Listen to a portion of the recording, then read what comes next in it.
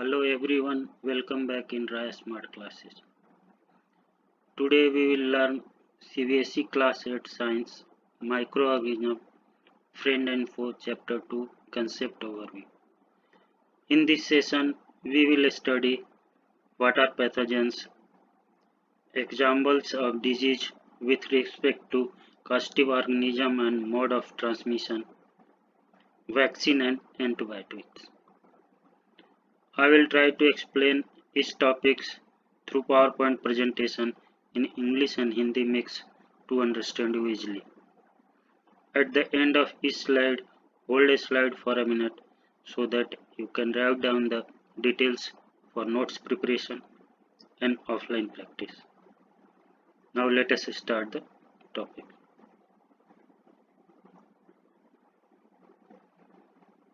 What are pathogens? Pathogens क्या होते हैं? तो pathogens मतलब स्मॉल जो माइक्रोऑर्गेनिज्म होते हैं, that is pathogens. There are many microbes which cause several diseases in plants, animals and human beings. Such disease causing organisms are called pathogens. बहुत सारे माइक्रोऑर्गेनिज्म है जो सेवरल डिजीज प्लांट और animal human being को होता है. तो जो disease such disease causing organism are called pathogens. जो pathogen includes bacteria, virus, fungi and protozoa. तो जो पैथोजेंस होते हैं वो मेनली क्या होते हैं? डिजीज उनसे जो होता है प्लांट्स, एनिमल्स और ह्यूमन बीइंग को. वो पैथोजन बैक्टीरिया, वायरस, फंगी और प्रोटोजोआ कोई भी हो सकता है. कैरियर, कैरियर मतलब कि इन्फेक्शन कैसे बढ़ता है. कैरियर इज अ पर्सन और organism infected with the infectious disease agent but display no symptoms of it. Carrier कोई भी पर्सन हो सकता है या कोई भी ऑर्गेनिज्म जो इन्फेक्शियस डिजीज से इन्फेक्टेड है बट कोई सिम्टम नहीं दिखता है. They can spread the infection since they already have the pathogen in their body. वो क्या करते हैं? इन्फेक्शन फैलाते हैं क्योंकि उनके बॉडीज में ऑलरेडी पैथोजेंस होते हैं. तो जो कैरियर एक माध्यम है, माध्यम ह्यूमन बींग्स भी हो सकते हैं और कोई भी ऑर्गेनिज्म होते हैं जो ऑलरेडी इन्फेक्टेड होंगे, जो कि सिम्टम्स नहीं दिख रहा होगा, जो इन्फेक्शन फैलाते हैं.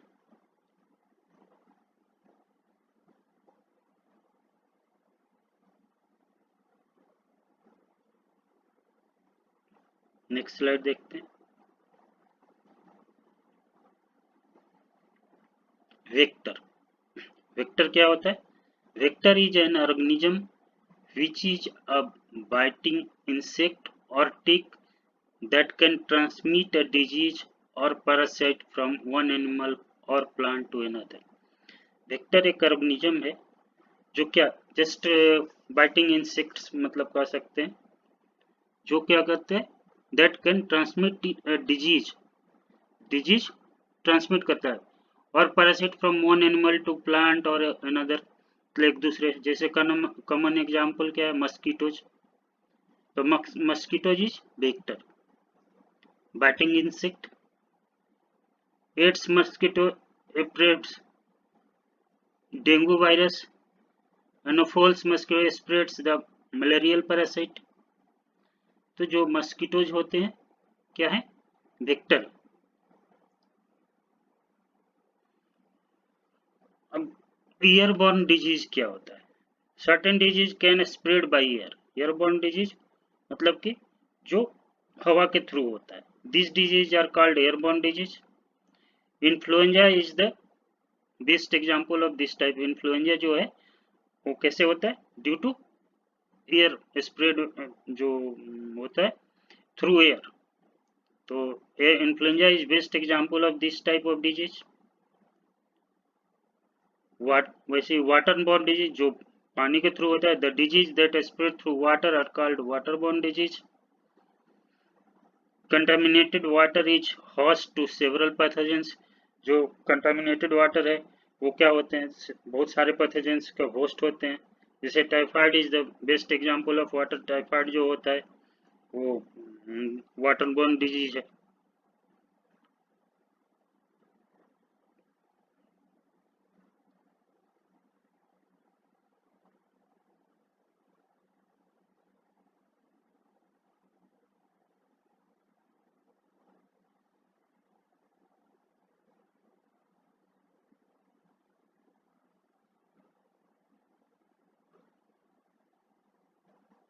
नेक्स्ट स्लाइड पे चलते हैं।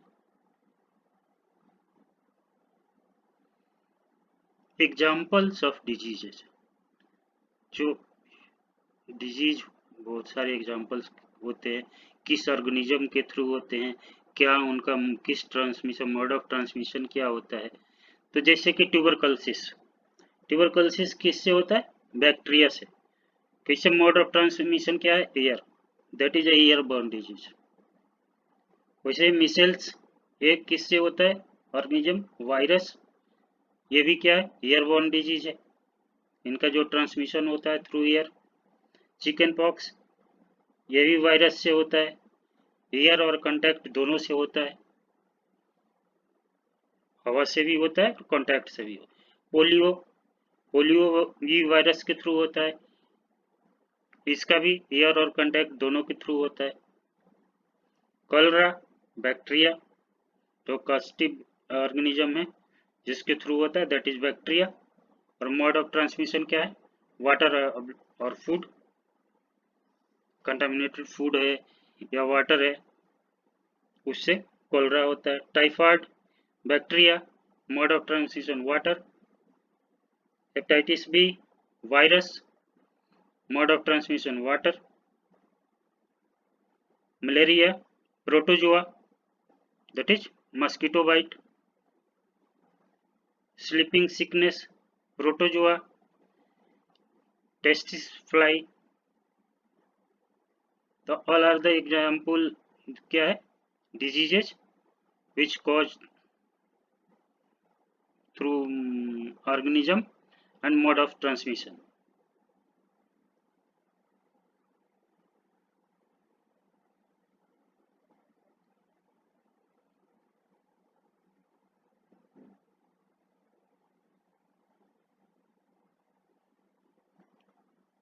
नेक्स्ट स्लाइड पे देखते हैं। अभी हमने देखा ह्यूमन डिजीज, प्लांट डिजीज भी होते हैं। Certain pathogen can cause disease in plants just like humans. Plant can be attacked by bacteria और virus. Several microorganisms cause disease in plants like rice, potato, wheat, sugarcane, orange apple and others. तो जितने भी plant होते हैं उनमें भी disease होता है। तो क्या है? जैसे सिट्रस कैंकर डिजीज का नाम है, ये किस के थ्रू होता है? बैक्टीरिया के थ्रू, और इसका जो मोड ऑफ ट्रांसमिशन है एयर। रस्ट ऑफ व्हीट ये फंगी के थ्रू होता है, ये भी एयर और seed, mode of transmission air और seed. Yellow vein of mosaic of bhindi, जो भिंडी का कलर जो पीले टाइप का हो जाता है वो क्या है? वायरस के through. Mode of transmission insect. तो जैसे ह्यूमन में डिजीज होता है वैसे ही पैथोजन के थ्रू प्लांट्स में भी डिजीज होता है। तो that is the disease caused by pathogens in plant.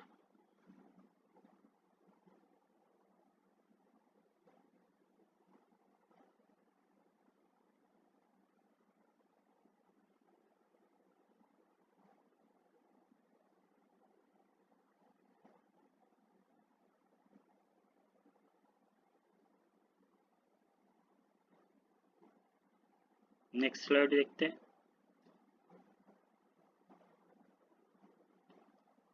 Vaccines and antibiotics. Vaccines क्या होता है? Vaccines is a biological preparation that provides active acquired immunity to a disease. जो वैक्सीन होता है एक बायोलॉजिकल प्रिपरेशन है जो क्या है? डिजीज के अगेंस्ट आपको इम्यूनिटी देता है। Vaccine are usually made for viral disease, जो वैक्सीन बनते हैं मेनली किस लिए? वायरल। जैसे अभी कोरोना हुआ तो कोरोना के लिए वैक्सीन जो बना था mostly viral disease. A few example are sharp vaccine for polio, influenza vaccines, rabies vaccines, all are example of viral disease. तो जो वैक्सीन है एक डिजीज के अगेंस्ट हमें इम्यूनिटी देता है, जिससे कि हम उससे लड़ सकें।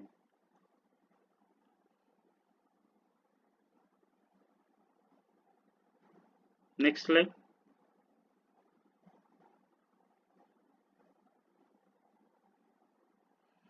Difference between vaccinations, vaccines and immunization. तो तीनों में वैक्सीनेशंस के और वैक्सीन्स और इम्यूनाइजेशन में क्या अंतर है? तो जो वैक्सीनेशन है क्या है, वैक्सीन क्या होता है? A vaccine is an antigenic substance that develops immunity against a disease which can delivered through needle injection or by mouth और aerosol। जो वैक्सीन होता है वो क्या, एंटीजेनिक बायोलॉजिकल वो सब्सटेंस, वो आपको डिजीज के अगेंस्ट इम्यूनिटी बढ़ाता है।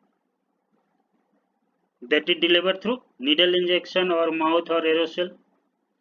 वैक्सीनेशन क्या है? Vaccination is the injection of dead और weakened organism that forms immunity against that organism in the body।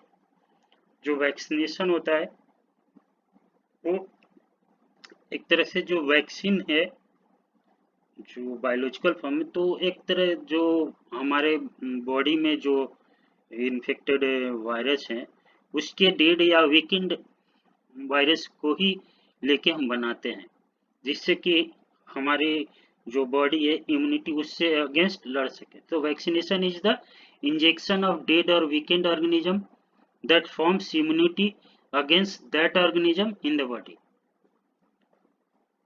जो उसके अगेंस्ट वो लड़ने की क्षमता हमें देता है।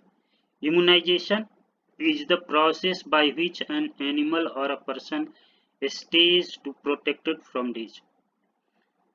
इम्यूनाइजेशन एक प्रोसेस है एनिमल या किसी ह्यूमन बींग्स में जो डिजीज से प्रोटेक्ट करता है, दैट इज अ इम्यूनाइजेशन। उसकी इम्यूनिटी स्ट्रांग है तो उसको डिजीज से प्रोटेक्शन ज्यादा है। Vaccines are safe and effective. Vaccines are the perfect defense against the preventable and contagious disease that can be deadly। जो वैक्सीन्स है क्या होता है, परफेक्ट डिफेंस करता है, हमें रोकता है कोई, जिसे अभी आपने देखा कोरोना वायरस में जो वैक्सीन है काफी इफेक्टिव रहा। तो पोलियो में जो वैक्सीनेशन है तो इफेक्टिव है। किसी भी vaccine are one of the safest medical product available, but there are some preventive measures one should adopt। क्या है, some preventive measures, उसको precautions लेना पड़ता है। The precise information about the value of vaccines along with their possible side effects assist people to make decision on vaccines। जो side effects उसके हैं उसको जानना चाहिए, क्या हो सकता है, तभी आदमी डिसाइड करता है हम वैक्सीन ले कि नहीं। तो वैक्सीन बहुत ही परफेक्ट है बहुत सारे डिजीज के प्रिवेंटेबल के लिए।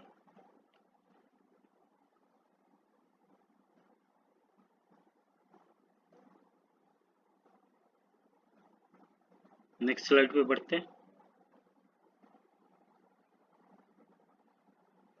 एंटीबायोटिक्स। एंटीबायोटिक्स क्या होता है? एंटीबायोटिक्स इज एन इनऑर्गेनिक और organic compound that inhibits and kills micro organism. जो एंटीबायोटिक्स है वो इनऑर्गेनिक और ऑर्गेनिक कंपाउंड होते हैं जो माइक्रो ऑर्गेनिज्म को किल करते हैं। Antibiotics usually target bacteria. जो एंटीबायोटिक्स होते हैं मोस्टली बैक्टीरिया को टारगेट करते हैं। Thus most of the bacterial disease are treated with antibiotics. जैसे वायरस में वैक्सीनेशन की ज्यादा उपयोग होता है, लेकिन जो बैक्टीरियल डिजीज है वहाँ पे एंटीबायोटिक्स इफेक्टिव है, तो वहाँ पे most antibiotic treated by antibiotics.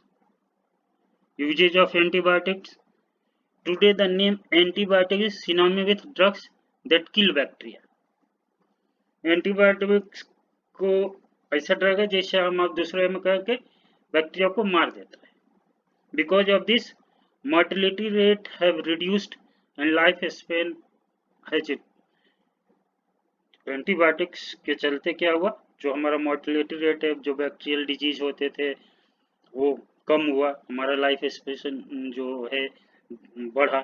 तो antimicrobial therapy is used to destroy और prevent the microorganism growth. जो एंटी माइक्रोबायल थेरेपी है वो क्या करता है, डिस्ट्रॉय और प्रिवेंट माइक्रो ऑर्गेनिज्म ग्रोथ को कम करता है। However, it might not stop the damage that already is done. जो एंटी माइक्रोबायल थेरेपी है वो माइक्रोऑर्गेनिज्म ग्रोथ को रोकता है या डिस्ट्रॉय करता है, लेकिन जो ऑलरेडी डैमेज हो गया है उसको रोक नहीं सकता। Two types of antimicrobial therapy are available currently। क्या microbial therapy, it is used to kill microorganism, और जो microbiostatic therapy it is used to prevent microorganism growth. तो आज के डेट में दो तरह का एंटी माइक्रोबायल थेरेपी यूज है, एक माइक्रोबाइसिडल थेरेपी जो माइक्रो ऑर्गेनिज्म को किल करता है, दूसरा माइक्रोबायोस्टेटिक थेरेपी, ये माइक्रो ऑर्गेनिज्म ग्रोथ को रोकता है।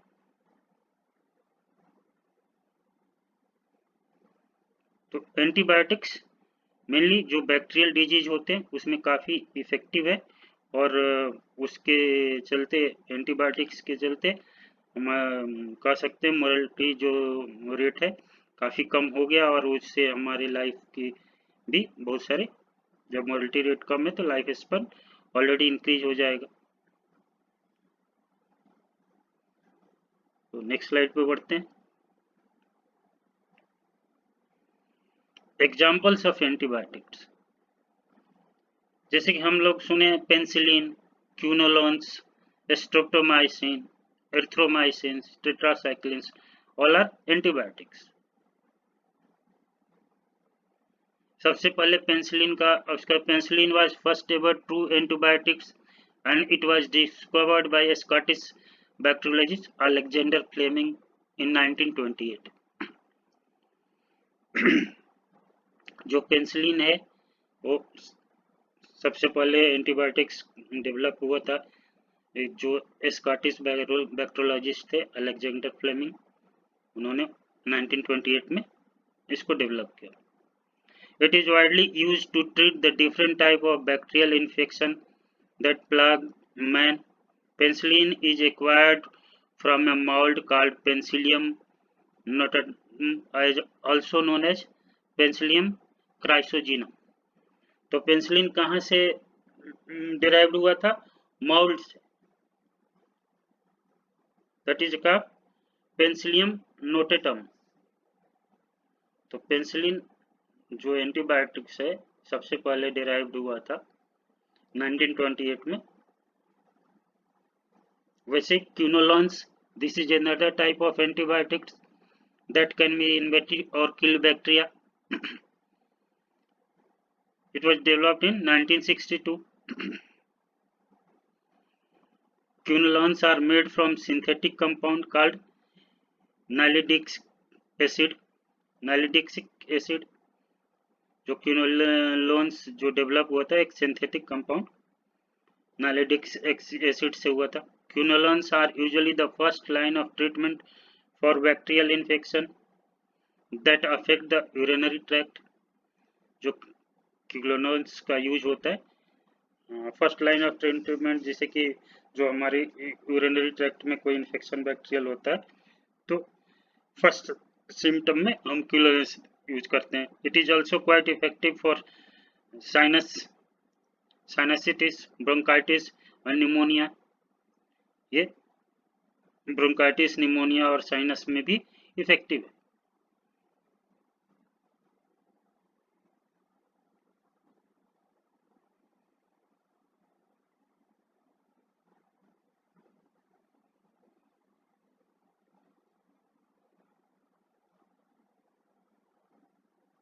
नेक्स्ट स्लाइड पे चलते।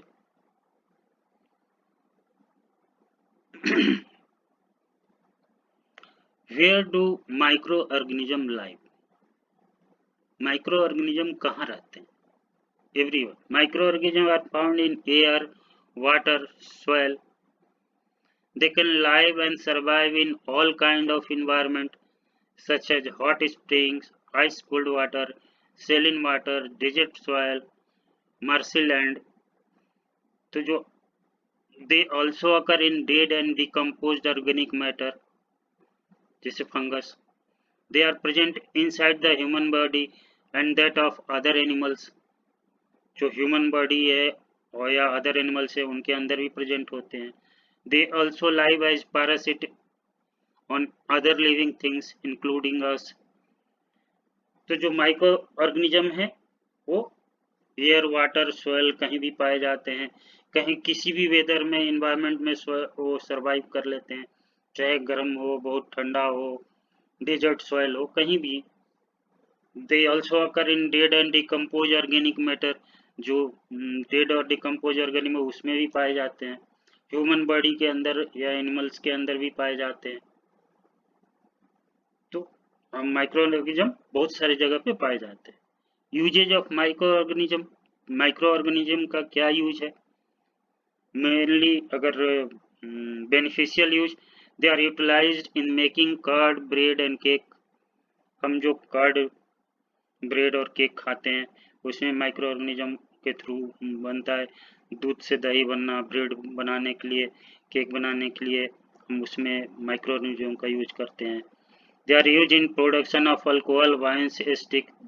दैट इज हम फर्मेंटेशन करते हैं. जो अल्कोहल और वाइन और स्टिक एसिड जो बनता है तो प्रोडक्शन जो होता है उसमें भी माइक्रो ऑर्गेनिज्म का यूज है. They are use in preparation of medicine called antibiotics.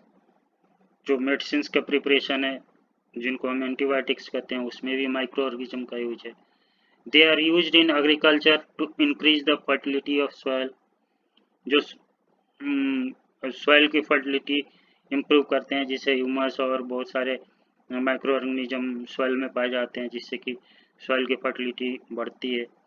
They clean up the environment by decomposing the organic matter of dead plants, dead animals and animal waste into harmless and simple substance.